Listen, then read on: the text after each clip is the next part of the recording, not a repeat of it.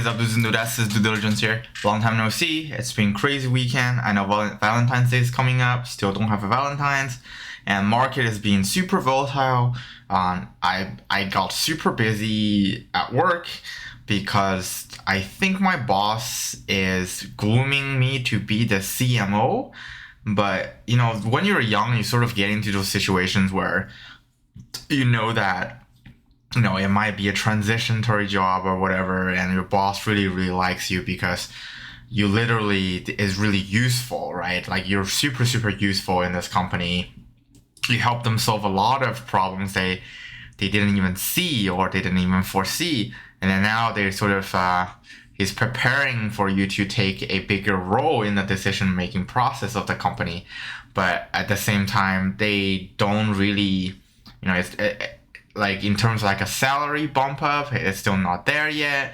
So then I'm going through this sort of conflicting period of time where I'm thinking, you know, whether I should just stay, you know, I can just like do whatever I do right now and not really worry about or not really thinking about you know, expanding my role at where I work, or you know, trying to take on more jobs. Ultimately, it will probably help you get more out of it. But for me, my actual passion is probably trading. So whatever I do there is, anyways, I don't really want to talk about like my personal work life or whatever.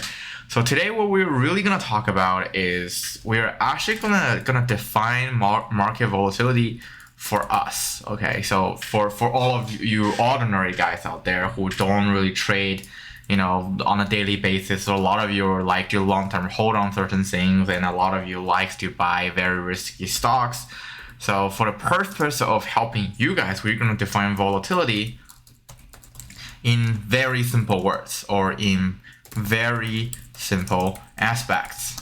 So what exactly is volatility? Okay, a lot of people are going to tell you that volatility is basically the ups and downs in the market. Okay, the ups and downs in the market.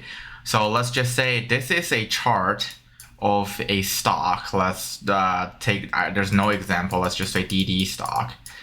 A stock that performed like this, okay, this is situation A, have low volatility. And a lot of people think this would be a safer investment, which in reality, if it actually behaves like this in a linear fashion, it actually is a safer investment. But that also means that the amount of return you make out of this investment is actually quite fixed, and we're going to talk about this in future videos. Okay, and what, on the contrary, what a volatile stock looks like this. It has ups and downs and ups and downs and ups and downs and ups and downs. Okay. And the timing of how you invest in a volatile stock is actually extremely important. So, but like, how do we really define volatility, like without using all of these charts? Because like, you know, a lot of times they're like, okay, so this and this, but what about we use specific stocks to really explain it, right? So let's just look at so also there are two situations you have to understand. Is when you look at volatility, you have to take a time frame. Okay, you can look at, you know, one thing is you can look at daily volatility, and another thing is you want to look at the volatility of your holding period. Okay, and we haven't hammered down the importance of holding period right now. But we will be in the next couple of weeks. You know, hopefully I'm not like super busy over the next few weeks. But we really need to talk about holding periods and how important that is. And after we talk about this, we're gonna hammer down to our Discord members and to Patreon members and, you know, broader YouTube, that volatility of your holding period is actually really important, especially you are a trader. Okay, and there's a huge difference. There is a huge difference between a trader and a investor. They're fundamentally different. Okay, they're fundamentally different. I'm gonna talk about my 10K lost because I didn't hammer down my own sort of advice. Like, if you were, the way how you trade versus the way how you invest will ultimately influence how much money you will lose or how much you will gain in a longer period of time. And also, sometimes your trading thesis when you're an investor will be extremely different from the trading thesis when you're trading as a trader. And generally speaking, even though, let's just say, the pure trading thesis of the direction of where you think the market is going will be ultimately right, but sometimes when you trade it as a trader will have a very, very different effect than when you're trading as a investor. And sometimes, even though the end result or the end resolution or by the time where the stock is going towards your direction, or ultimately after a period of time it goes through your direction, but due to volatility, a lot of times your money will be eaten away when you trade it as a trader rather than trading it as an investor. So we're going to talk a little bit more about this later on in the series. Let's just talk about talk about regular investment or whatever. So right now we're going to talk about daily volatility. So what are some stocks that actually have high daily volatility, and how to determine it? So one of the ways, or what I recommend you to use the way, is you look at the daily candle charts.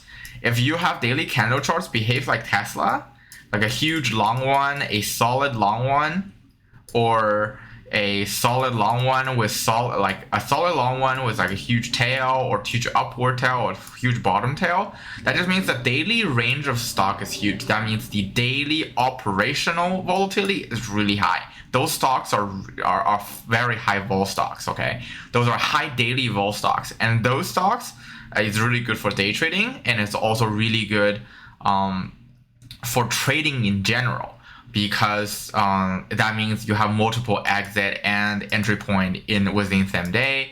And by holding a long period of time, if you look at Tesla, you can see that the risk and reward literally means that, the risk and reward equals to each other. That means the expected return of you investing in the stock would be the same as the risk you're taking on.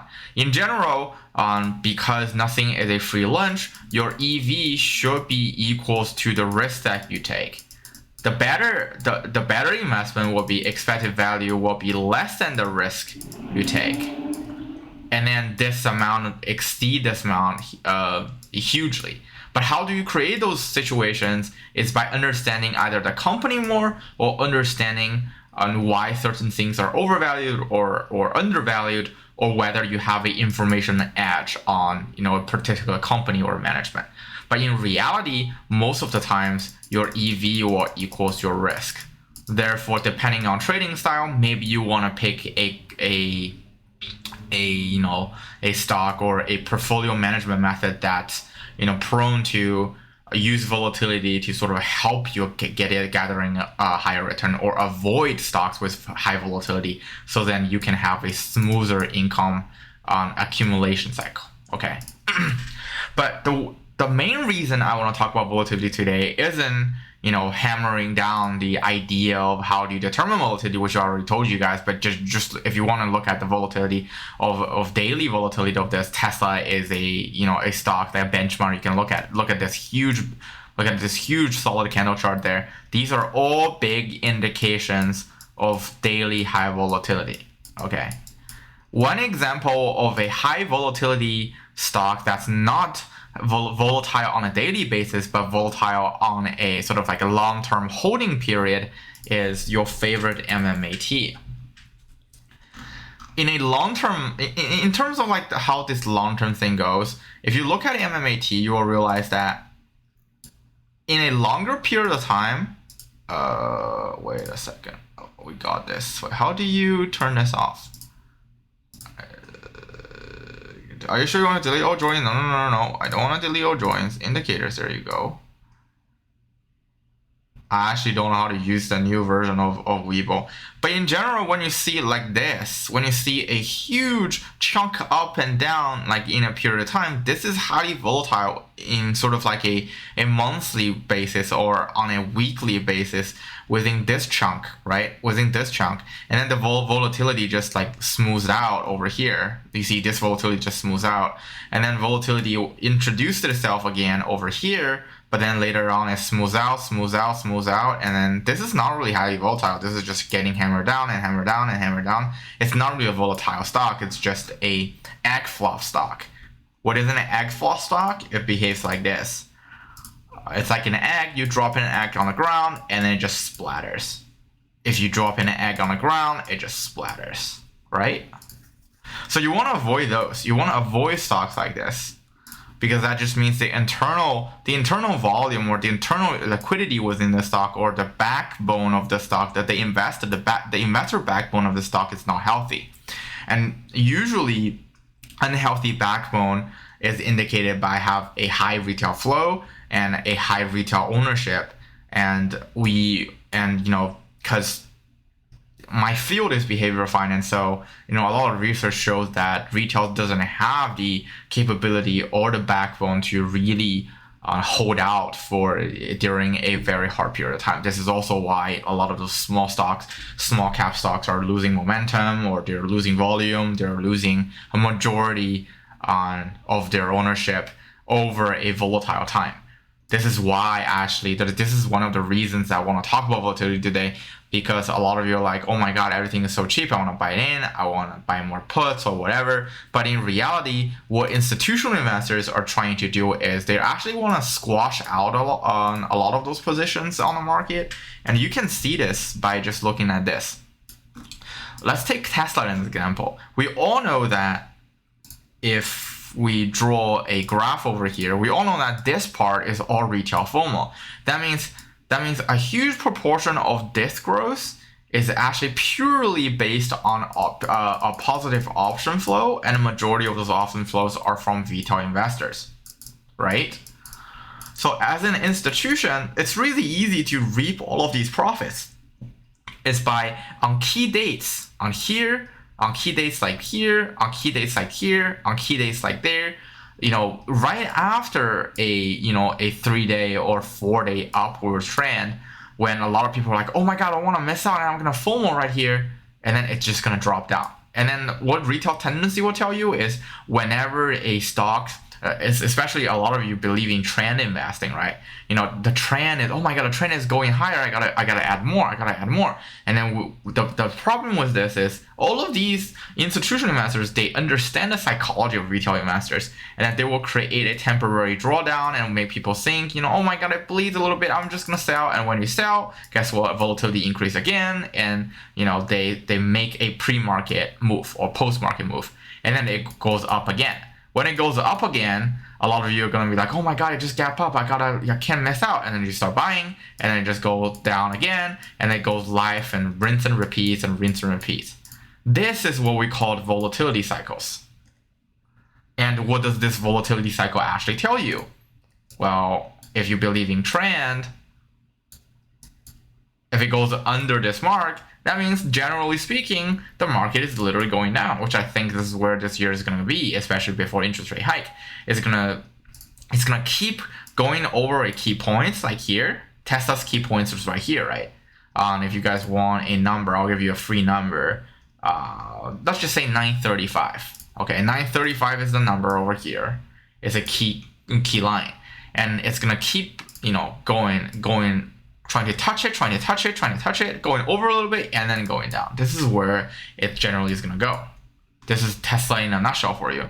And then through this volatility movement, or through the journey of volatility, a lot of retail get stop lost, a lot of people stop loss rated, FOMO rated, and all those kind of stuff. And eventually, a lot of those return generated over the past few months or even a year over here are all gonna be gone and got washed away in volatility. So when a lot of you are not experienced in trading, again, we're not financial advisors. We do not give financial advice. Everything we say on the channel is for shits and giggles. It's probably better for you guys to figure out a very strict exit point, like which price mark do you think you're gonna be okay with exiting, even if the stock keeps going up, right? Even though we all know that the probable cause is going to go down. So for you to sort of balance out your psychology, you want to pick a line. You know, when Tesla goes to 900, I'm going to sell all of it and then just not look back. And then when market goes down, you know, when it, you know, go down to this point or go down to that point, maybe buying back a little bit more, and then you hold it for a longer period of time. Instead of trying to, you know, drop down to the hole where a lot of people are like, oh my God, every day I check my portfolio and this happens and that happens.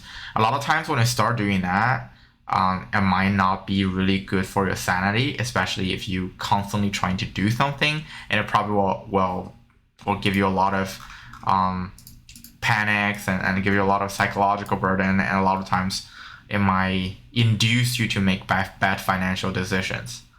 And yeah, that's about it. And another thing I want to show you guys is, if you believe in trends, this is the Tesla, whatever you call this for a technical approach, like golden triangle, whatever.